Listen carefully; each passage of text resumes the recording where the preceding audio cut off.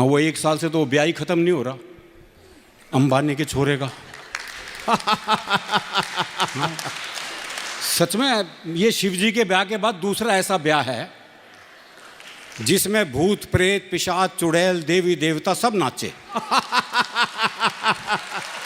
भाई वाह अरुण भाई वाह। खैर आज बेटी बचाओ की बहुत चर्चा हुई। यहाँ दिल्ली के कुछ स्कूलों में तो गुरुजी क्लास में आते हैं, बोले क्लास में जितनी लड़कियां उन्हें अपनी बहन मानो, क्लास में जितनी लड़कियां उन्हें अपनी बहन मानो। वो एक हरियाणा का था, बोले मैं तो ना मानूं। बोले क्यों भाई, तू क्यों नहीं मानने का? बोले इतने भात कौन भरेगा। तो बात जायज है जी, उसकी बात जायज है। तो जब वो इतनी दूर का भविष्य जानता है, निकट का तो जानता ही है। वो क्लास में टीचर ने सवाल कर दिया, बोले मैंने तुझे थप्पड़ मारा, इसका भविष्य काल बता। बच्चा बोला तेरी साइकिल में पंचर मिलेगा।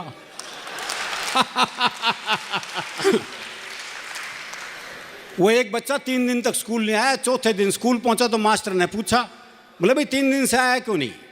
बोला जी हमारी भैंस ने काटड़ा दिया है। तो मास्टर बोला भाई इसमें क्या खास बात हो गई? बोले खास नहीं तो तू दे के दिखा। तो ये इन बच्चों का भी कोई मुकाबला नहीं है। और हरियाणा के आदमी को हादसे के लिए कहीं जाना ही नहीं पड़ता जी। वो एक पुलिस के सिपाही को छुट्टी चाहिए थी, पहुंच गया SHO के पास, बोले छुट्टी चाहिए। बोले बहुत काम है, छुट्टी नहीं मिल सकती। बोले जी छुट्टी तो मैं लेके रहूँगा। बोला अच्छा एक सवाल का जवाब दे दे, छुट्टी दे दूंगा। बोले सवाल कुछ भी पूछ लो।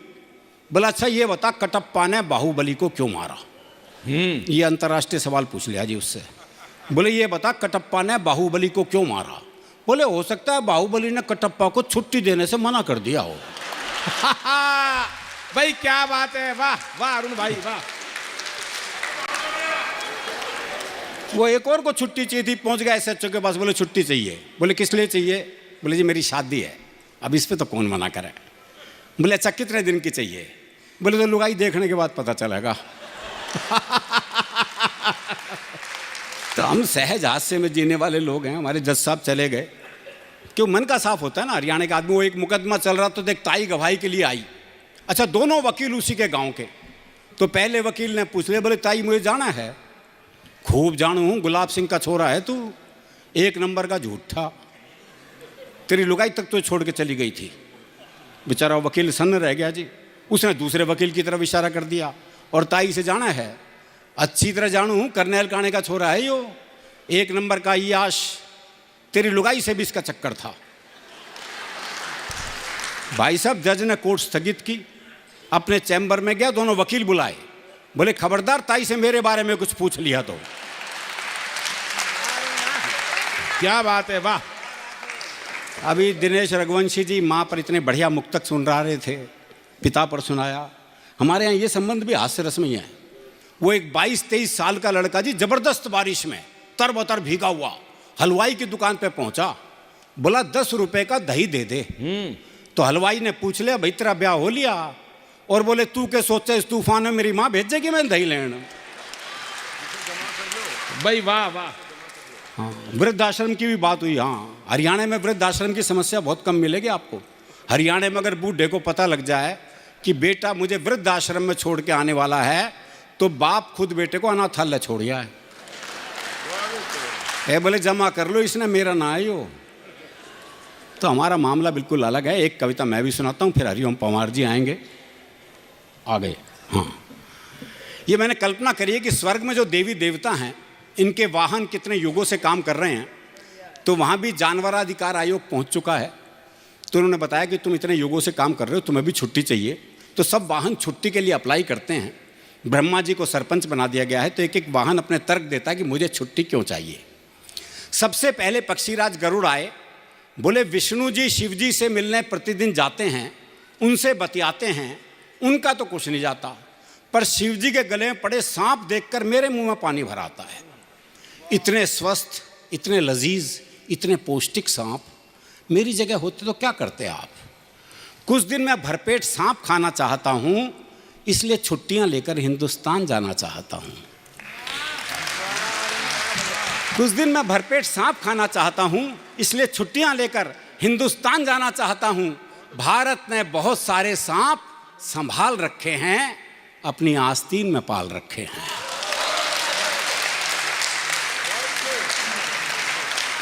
बहुत अच्छा अरुण, वाह भैया। मोर ने कहा, नीचे देखो वो सुंदर अभिनेत्री मुझे बुला रही है, बुरी तरह मचा रही है शोर।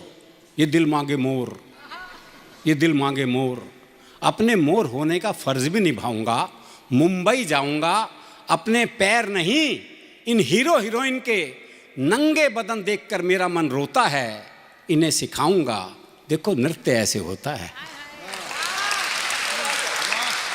क्या बात है, वाह। चूहे से पूछा गया छुट्टी क्यों चाहिए बताओ। चूहा बोला कारण अपने यहाँ समझ में आ जाएगा, थोड़ी देर मेरे सवार को अपने ऊपर बिठा कर दिखाओ। 2 मिनट में करने लगोगे हाय हाय, वो सवार और ये सवारी, इतना बड़ा अन्याय। महाराज मुझे न्याय चाहिए 100%, छुट्टी क्या, मुझे तो चाहिए रिटायरमेंट। रिटायरमेंट इसलिए चाहिए हजूर कि एक बार अंगड़ाई लेना चाहता हूं भरपूर। वाह, सरकारी गोदाम में जाऊंगा और अपनी फेवरेट डिश खाऊंगा। मैं कुतरूंगा उन वनों को जो सिर्फ फाइलों में उगे हैं।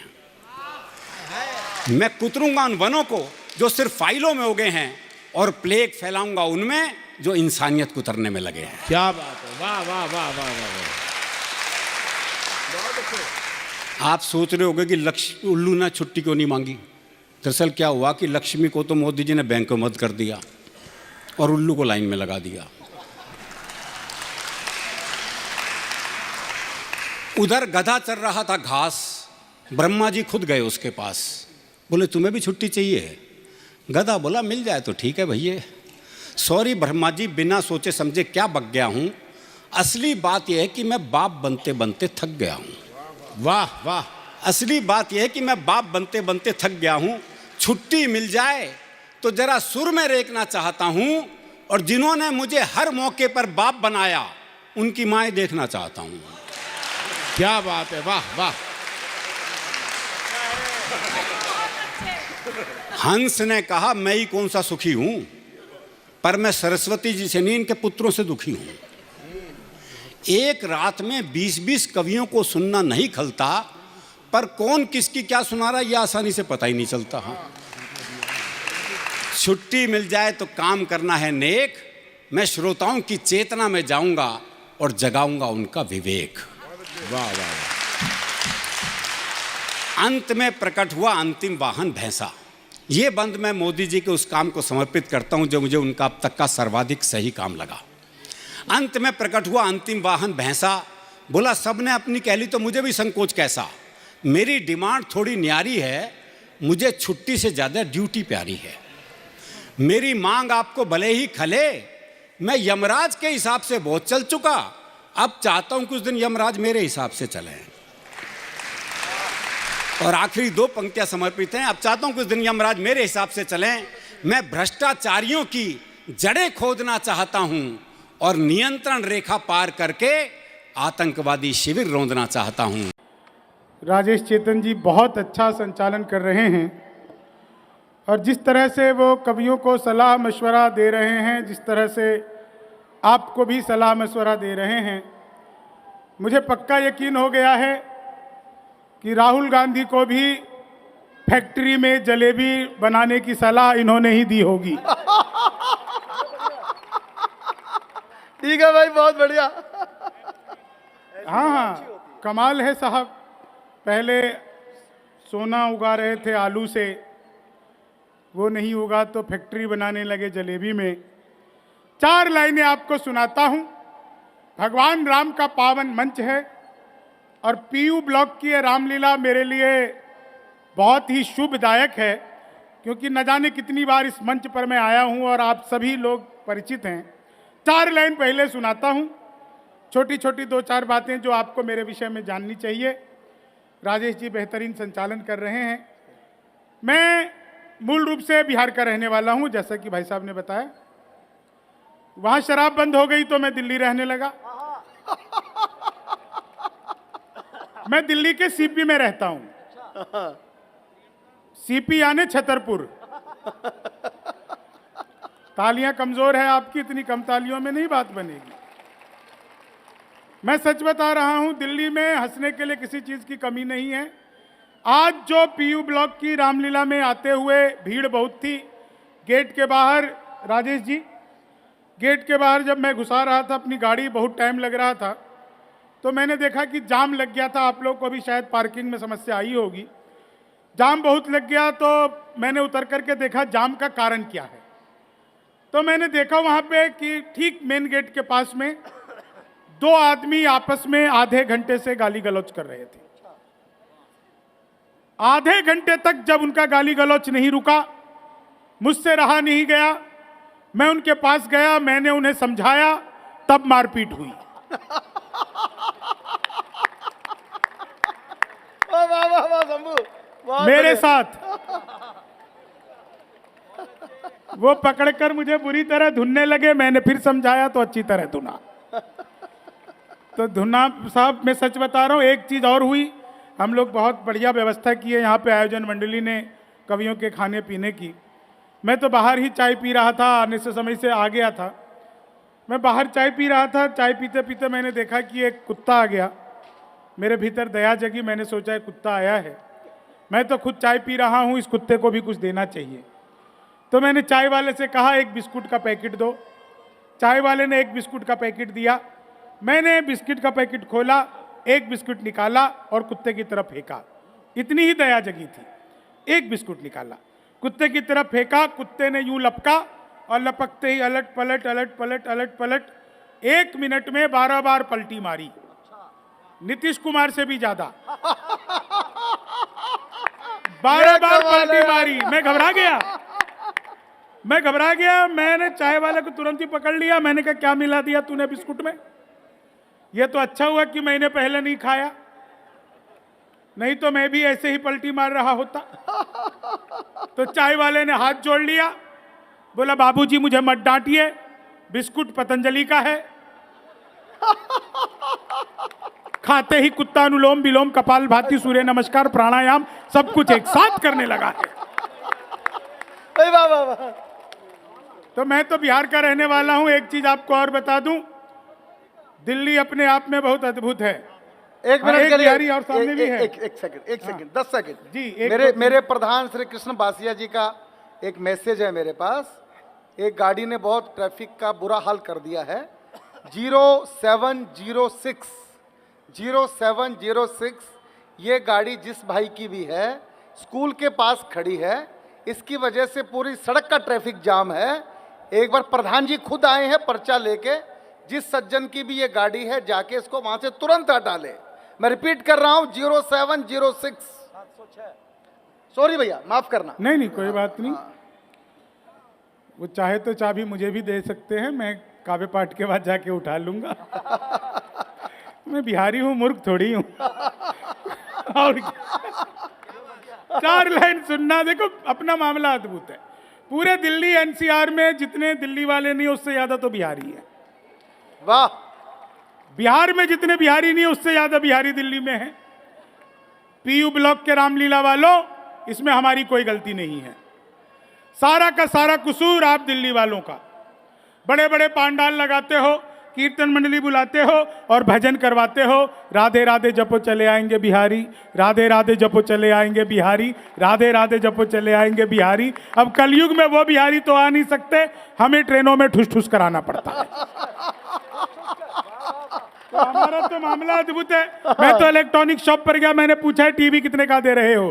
बोला हम बिहारियों को टीवी नहीं देते। मैंने कहा तुझे कैसे पता लगा? बोला निकल यहाँ से। अगले दिन मैं सूट बूट हैट नकली मूछें। मैंने कहा ये टीवी कितने का दे रहे हो? बोला तुझे कल भी मना किया था। अगले दिन मैं बुर्का ओढ़ के चला गया। मैंने कहा भैया ये टीवी कितने का दे रहे हो? बोला भाई साहब आपको 2 दिन से मना कर रहा हूं, हम बिहारियों को टीवी नहीं देते। मैंने कहा ठीक है मत दे, लेकिन ये बता तुझे पता कैसे लगता है मैं बिहारी हूं? बोला बेटा जिसे तू टीवी कह रहा है वो माइक्रोवेव है। ओहो, क्या बात है भाई। ये जो माइक्रोवेव को टीवी बताने का कॉन्फिडेंस बिहार लेके आया। हमारा तो मामला अद्भुत है।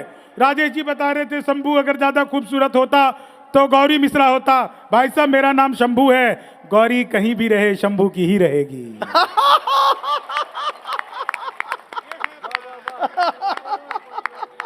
आज भले ही प्रवीण शुक्ला जी के बगल में बैठ गई है, अरे वाह वाह वाह, तू कुटेगा। तू पंगा ले रहा बिहारी। भाई साहब हद हो गई, गौरी जी को बुला करके पूरे आयोजन समिति ने पंगा ले लिया। मैं तो 4 लाइन सुना रहा हूं, लेकिन आप लोग देखो, मैंने पिछले दिनों मोदी जी से पूछा, मैंने कहा मोदी जी आपकी नीयत क्या है। आप लोगों तक दोस्तों बात पहुंच जाए तो जिन जिन व्यक्ति ने अब तक दाद नहीं दी है सबकी दाद चाहूंगा एक साथ। मैंने पिछले दिनों मोदी जी से पूछा, मैंने कहा मोदी जी आपकी नीयत क्या है। मोदी जी बोले मेरी नीयत पाक साफ है। वाह वाह वाह वाह वाह, बात को धन्यवाद, आप लोग इतना बढ़िया समझे। पिछले दिनों वो चीते भारत आए थे तो मैंने चीते से भी पूछा, भाई जो आदमी मोदी से डायरेक्ट पूछ सकता उसके लिए चीते कितनी बड़ी बात है। मैंने चीते से पूछा, मैंने कहा तुम भारत आ रहे हो, तुम्हें यहां आते हुए डर नहीं लगा। बोले नहीं, हम वहीं से बीजेपी ज्वाइन करके आए हैं। वाह वाह, क्या बात है शंभू, जिंदाबाद। एक आदमी मिला, बोला यार ये मोदी जब से आया है देश 500 साल पीछे चला गया। मैंने कहा योगी को आने दे, त्रेता युग में ले जाएगा। वाह वाह। एक बार मैंने अपनी सगी पत्नी से पूछा, वाह अरविंद भाई, सगी से पूछना पड़ता है। मैंने एक बार अपनी सगी पत्नी से पूछा, मैंने कहा क्या मैं तुम्हारे सपनों में आता हूं। बोली नहीं, मैं हनुमान चालीसा पढ़कर सोती हूं। हाँ वाह, भूत पिशाच निकट नहीं आवे।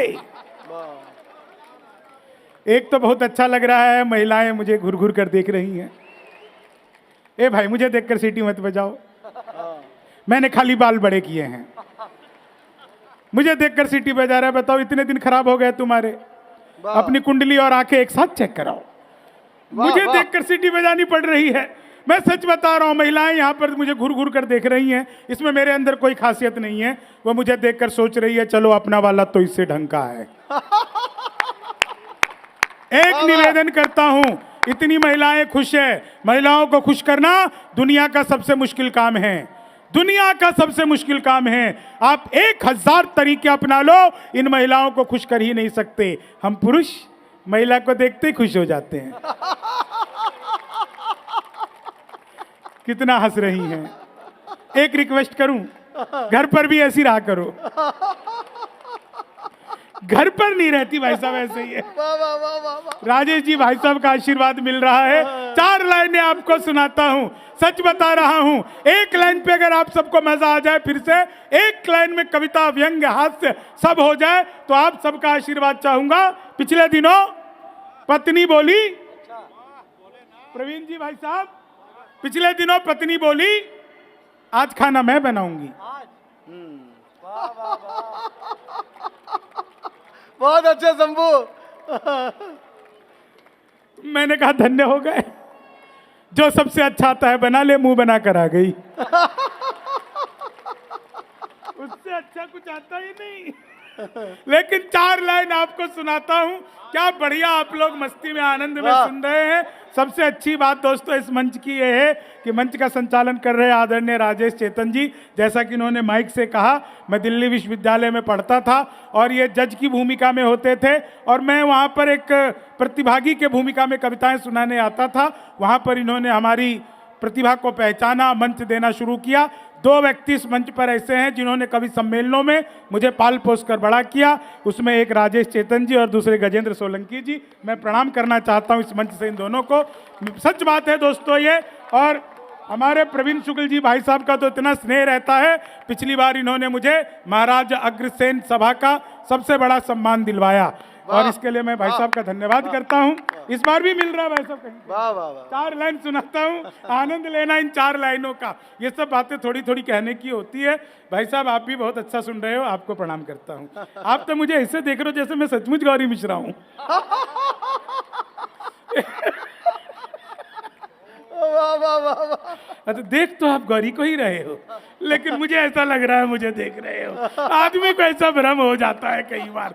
महिलाएं हंस रही हैं, बहुत अच्छा लग रहा है। महिलाओं को हंसते हुए देखता हूं ना, इतनी खुशी होती है, इतनी खुशी होती है मैं बता नहीं सकता। इनको खुश करने के लिए ना आप बैंक भी लूट करके ले आओ।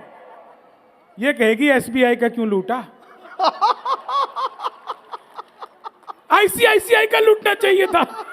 नए करारे नोट मिलते हैं। आप इनको क्या कहोगे साहब? मैं तो ट्रेन में आ रहा था, बीच वाली बर्थ पर सो रहा था, ऊपर पे 30-40, नीचे पे 80-90, तो 30-40 ने 80-90 से कहा, बोली बहन तेरी उम्र क्या है? 80-90 बोली होगी 38-40। अब इसने उससे पूछ लिया तेरी क्या है? बोली होगी 18-20। मैं तो बीच के बरस से धड़ाम से नीचे गिरा। बोली भाई साहब क्या कर रहे हो? मैंने कहा जी पैदा होने की कोशिश। वाह,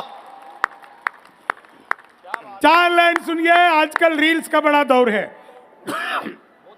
रील्स का बड़ा दौर है। एक तो दिल्ली में ना जब भी आता हूं मेरे को खांसी आने लगती है। हाँ, कुछ लोग बात को समझ गए। आज पूरी दिल्ली को आएगी भाई साहब थोड़े दिनों बाद, चिंता मत करो। दिल्ली कमाल की चीज है साहब। 4 लाइन सुनना। इन 4 लाइन पे आजकल रील्स का बड़ा दौर है। जहां देखो सब रील बनाने में लगे हैं। कई लोग तो अभी मेरी रील बनाने में लगे हुए हैं। रील बनाने वालों का क्या हाल होता है? पहली बार ये 4 लाइन सुना रहा हूं। आप में से बहुत सारे लोग जो यूट्यूब सोशल मीडिया पर मुझसे जुड़े हैं, देखते हैं और वो सब चीजों को समझते हैं, लेकिन ये 4 लाइन पहली बार सुना रहा हूं। आप सबको मजा आएगा। रील बनाने वालों का क्या हाल होता है। स्वागत। गौरी जी ने यहाँ पर गाया, वो बहुत अच्छा गाते हैं, सरस्वती वंदना की। वो सुर में गाती हैं, मैं महिषासुर में गाता हूँ। हालांकि कल ही महिषासुर वध हुआ है, लेकिन साहब फिर भी मैं कोशिश करता हूँ। 4 लाइन सुनिएगा, रील बनाने वालों का क्या हाल होता है। सुनाओ भाई, सुनाओ। कि लेनी थी जीत हमने मगर मात ले लिए, लेनी थी जीत हमने मगर मात ले लिए, कितने हसीन देखिए जज्बात ले लिए, दूल्हा बेचारा रील बनाने में रह गया, दुल्हन ने फेरे पंडित जी के साथ ले लिए, दुल्हन ने फेरे पंडित जी के साथ ले लिए, दुल्हन ने फेरे कि भगवान मेरा साथ आप यूं भी निभाना, किस्मत के खेल में मुझे ऐसे भी जिताना, सलमान के जैसे भले बीते ये जवानी, लेकिन बुढ़ापे में अनुप जलोटा बनाना, लेकिन बुढ़ापे में। अभी अनिल जी भाई साहब, अनुप जलोटा ने नई हारमोनियम खरीदी है। लेकिन बुढ़ापे में अनुप, समझ गए तो तालियां बजाओ। लेकिन बुढ़ापे में अनुप जलोटा। एक चीज और कहना चाहता हूं साहब, राजेश अग्रवाल जी भाई साहब जो मुझसे पहले यहाँ पर पढ़ रहे थे, क्या बढ़िया इन्होंने आप लोगों को सुनाया। एक बार इनके सम्मान में जोरदार तालियां बजाइए। बहुत शानदार व्यक्ति हैं, कविता भी उससे अच्छा सुनाते हैं। आज मुझे कह रहे थे कि यार कार्यक्रम जल्दी जैसी खत्म हो मुझे लेकर के चलना और जल्दी घर पहुंचना है। मैंने कहा भाई साहब आपको घर जल्दी क्यों पहुंचना है? बोले जब घर जाता हूं तभी तुम्हारी भाभी खाना खाती है। मैंने कहा इतनी अच्छी पत्नी कहाँ मिलती है? बोले यार जाता हूँ बनाता हूँ तब वो खाती है तब मैं खाता हूँ। तो भाई साहब को जल्दी जाना है, लेकिन मैं 4 लाइन आपको सुनाता हूँ। इन 4 लाइनों का देखिए, चाय का मंच पर स्वागत है।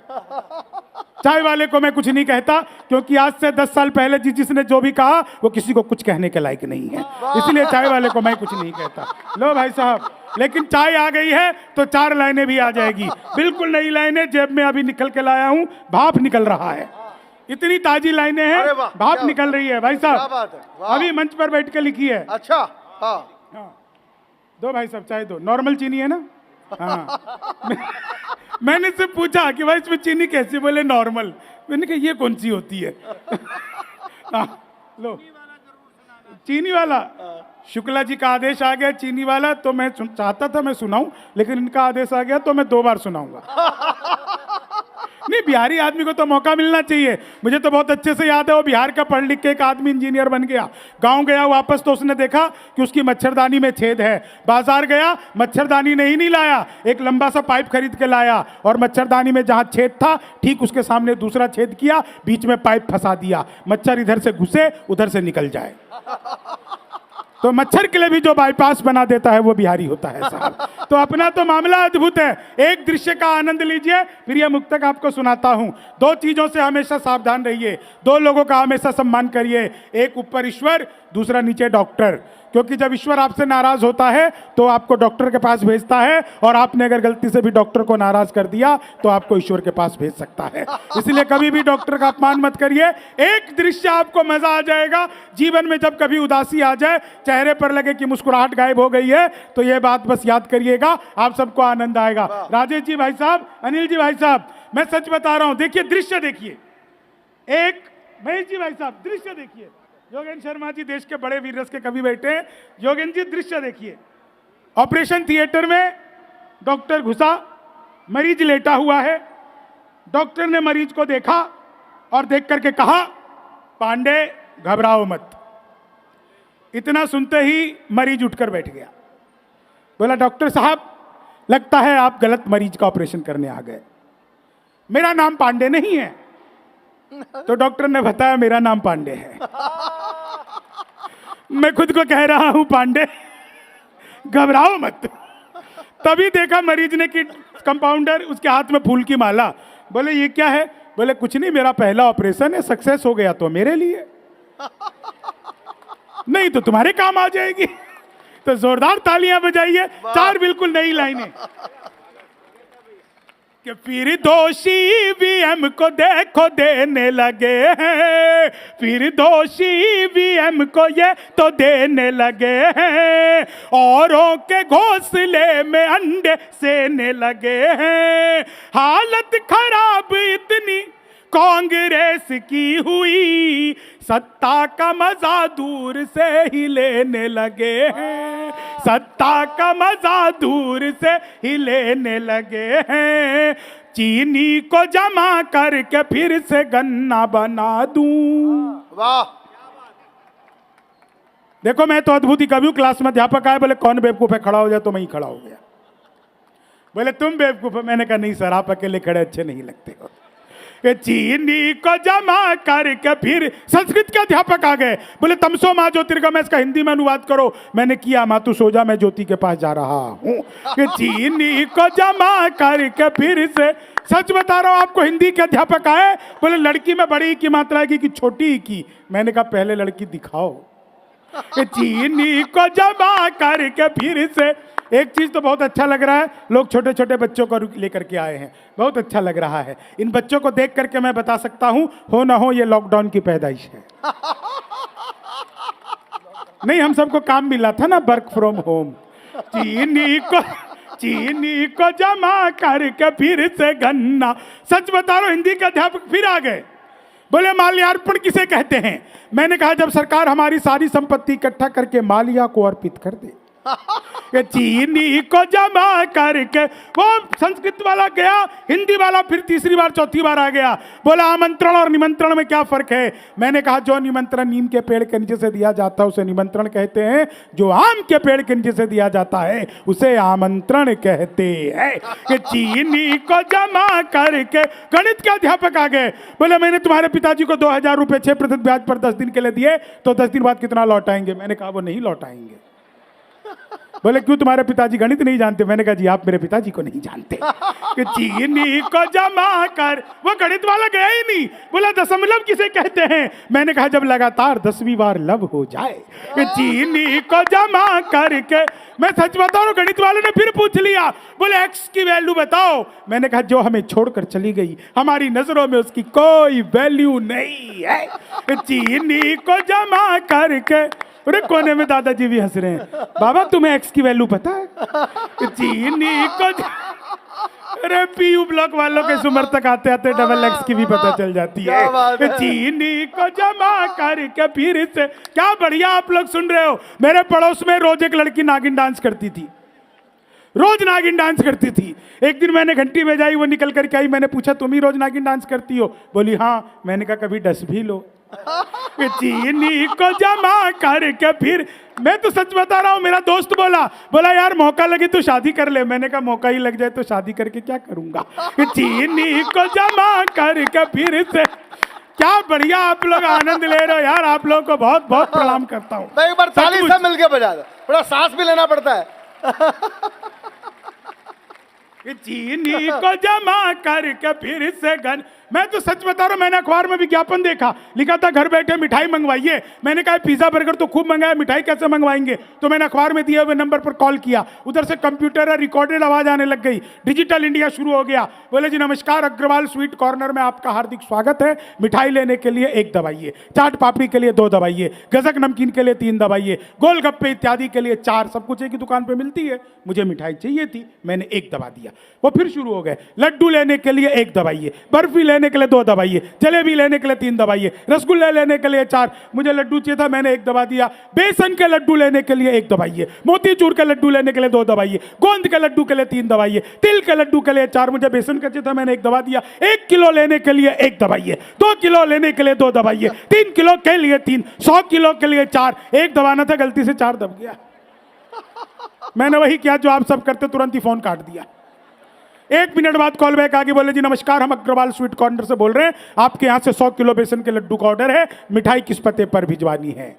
मैंने कहा रे तो फंस गए, लेकिन बिहारी आदमी फंसता नहीं है, फंसाता भी नहीं है। बोले यार जल्दी बताइए आपके यहाँ से 100 किलो बेसन के लड्डू का ऑर्डर है, मिठाई किस पते पर भिजवानी है। मैंने कहा देखो भैया ये फोन किसने किया मुझे तो पता ही नहीं, घर में हम 9 भाई हैं, सबसे बड़े वाले से बात करने के लिए 1 दबाइए, उससे छोटे से बात करने के लिए 2 दबाइए, उससे छोटे से बात करने के लिए 3 दबाइए, और जब तक असली वाला ना मिल जाए तब तक दबाते जाइए, दबाते जाइए, दबाते जाइए, दबाते जाइए। आप लोग जोरदार तालियां बजाते जाइए, बजाते जाइए, बजाते जाइए, बजाते जाइए, बजाते जाइए।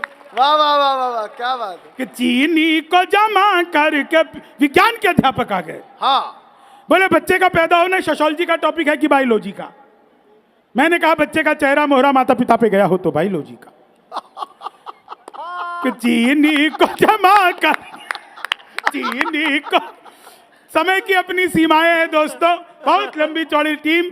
दिल्ली में एक चीज आपको और बताता हूं, हम लोग रोज किसी न किसी रामलीला के कवि सम्मेलन में रहते हैं, किसी न किसी जगह पर रहते हैं, लेकिन सबसे समृद्ध टीम और सबसे लंबी टीम अगर किसी एक रामलीला में बुलाई जाती है तो वो पीयू ब्लॉक की रामलीला में बुलाई जाती है, जो देश के बड़े से बड़े कवि यहाँ पर आपको दिख रहे हैं। इससे ज़्यादा लंबी टीम 10-10, 11-11 कवियों की टीम पूरी रामलीला में कहीं नहीं बुलाई जाती है। साहब 4 लाइनें सुनाता हूँ, मतलब यह है कि आप लोग जो दान देते हैं वो सही आदमी तक पहुँच रहा है। वाह 4 लाइन सुनिएगा, इसका आनंद लीजिएगा। कि मन के विकार दूर करो पुण्य मिलेगा। वाह वाह राजेश भाई, वाह। कि मन के विकार दूर करो पुण्य मिलेगा, दीपक की तरह तुम भी जलो पुण्य मिलेगा, कलयुग के चक्रव्यूह में भी फंस के यदि तुम श्री राम जपो पुण्य मिलेगा, श्री राम जपो पुण्य मिलेगा। दुनिया में कहीं इससे बड़ा तंत्र नहीं है और इससे अलग कहीं कोई यंत्र नहीं है, चाहे तो आप वेदों में भी ढूंढ आइए, श्री राम से बड़ा कोई भी मंत्र नहीं है, श्री राम से बड़ा कोई भी मंत्र नहीं है। आप सबका बहुत बहुत आभार, बहुत बहुत धन्यवाद। जय श्री राम। वाह भाई वाह।